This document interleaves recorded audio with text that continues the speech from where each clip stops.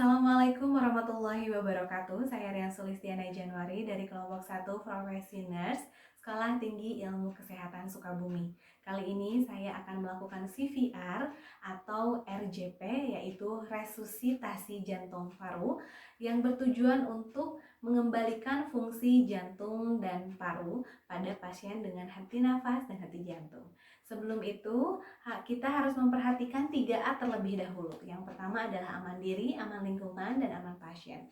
Untuk aman diri, kita wajib menggunakan APD, yaitu handscoon dan masker, dan terlebih dahulu kita lakukan cuci tangan dengan menggunakan hand sanitizer yang lebih mudah dijangkau.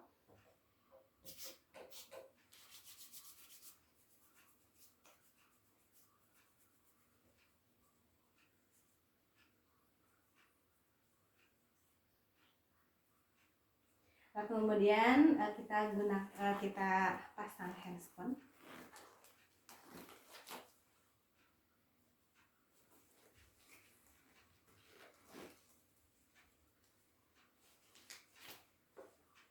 Dan jangan lupa kita juga gunakan masker.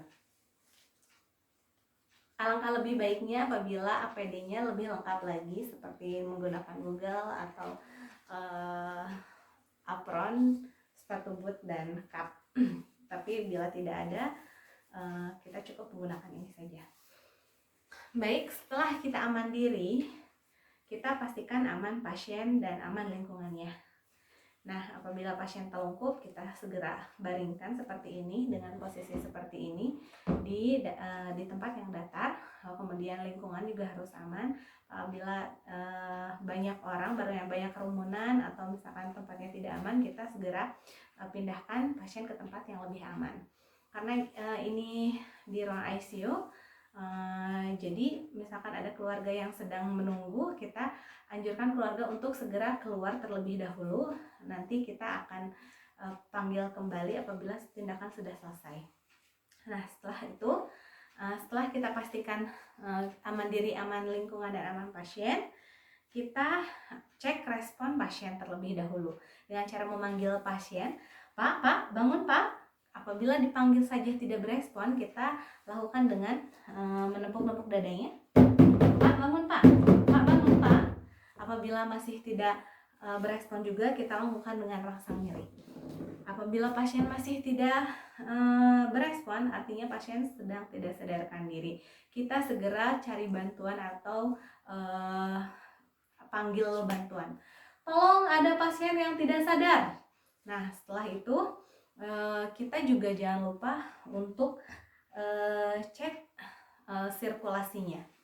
Nah, untuk cek sirkulasi itu bisa dilakukan dari di dua jari di pertengahan atau trakea ya di sini, atau jakun lebih mudahnya, dua jari di sebelah dari jakun. Nah, seperti ini kita lakukan. Kita lakukan pengecekan selama 10 detik.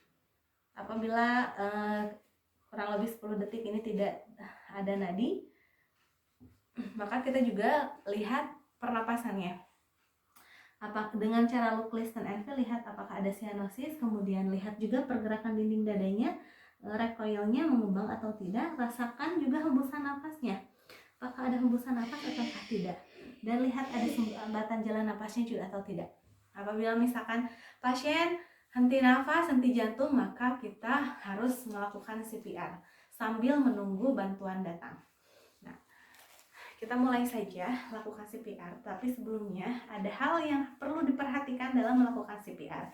Yang pertama adalah kedalaman kompresi. Kedalaman kompresi ini kurang lebih 2 inci atau sekitar 5-6 cm. Lalu kemudian kecepatannya 100 sampai 120 kali per menit. Lalu kemudian recoil dadanya juga diperhatikan, apakah kembang kempisnya ada ataukah tidak. Kemudian yang terakhir, minimalkan interupsi, jadi jangan terlalu banyak interupsi. Nah, untuk posisi kompresi itu dilakukan di tengah-tengah tulang iga, yaitu di sternum, tepatnya di 3 jari di atas processus siphoideus, yaitu tulang lancip segitiga dari sternum. Nah, di situ Misalkan di sini tulang lancipnya atau prosesus pedeusnya, kita lakukan pengukuran 3 jari di atas prosesus pedeus FX ya. Nah, dari situ kita letakkan tangan kita seperti ini secara lurus. Dan untuk siklusnya kita membutuhkan 5 siklus, dan satu siklusnya ada 30 kompresi dan 2 respirasi. Setelah 5 siklus kita nanti akan cek nadi. Nah, kita lakukan seperti ini. 1, 2, 3, 4, 5, 6, 7, 8, 9, 10. 1, 2, 3, 4, 5, 6, 7, 8, 9, 10. 1, 2, 3, 4, 5, 6, 7, 8, 9, 10. 1, 2, 3, 4, 5, 6, 7, 8, 9, 10. Nah, apabila ada teman satunya lagi, kita bisa teman kita sambil memberikan respirasi. 1, tuh 1000, 2, 1000, 3, 1000, 4, 1000, 5, 1000, 2.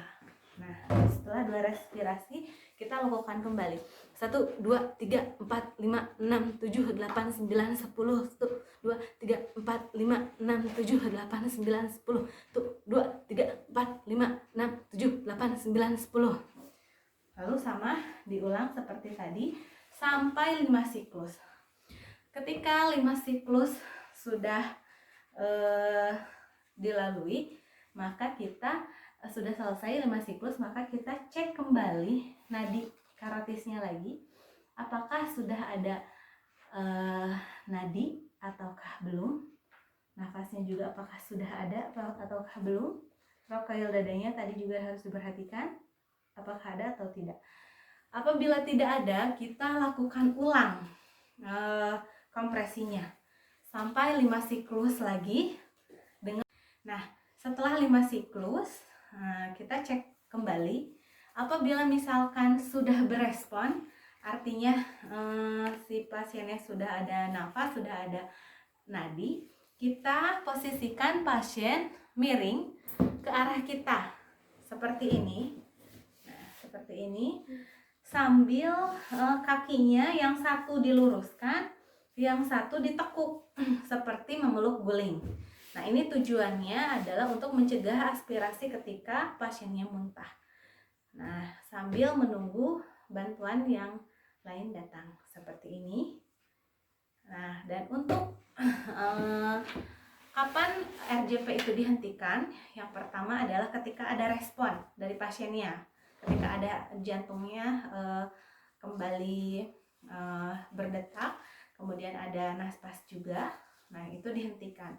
Lalu yang kedua adalah ketika penolongnya kecapean atau kelelahan. Nah, yang ketiga ketika bantuan yang lain datang, penolong yang lain datang, itu boleh dihentikan. Lalu yang keempat, ketika adanya kematian biologis atau sudah ada tanda kematian biologis. Dan yang terakhir adalah ketika waktunya sudah lebih dari 30 menit, itu boleh dihentikan. Demikian yang dapat saya sampaikan. Kurang lebihnya mohon maaf. Wabillahi taufiq wal hidayah. Wassalamualaikum warahmatullahi wabarakatuh. Terima kasih.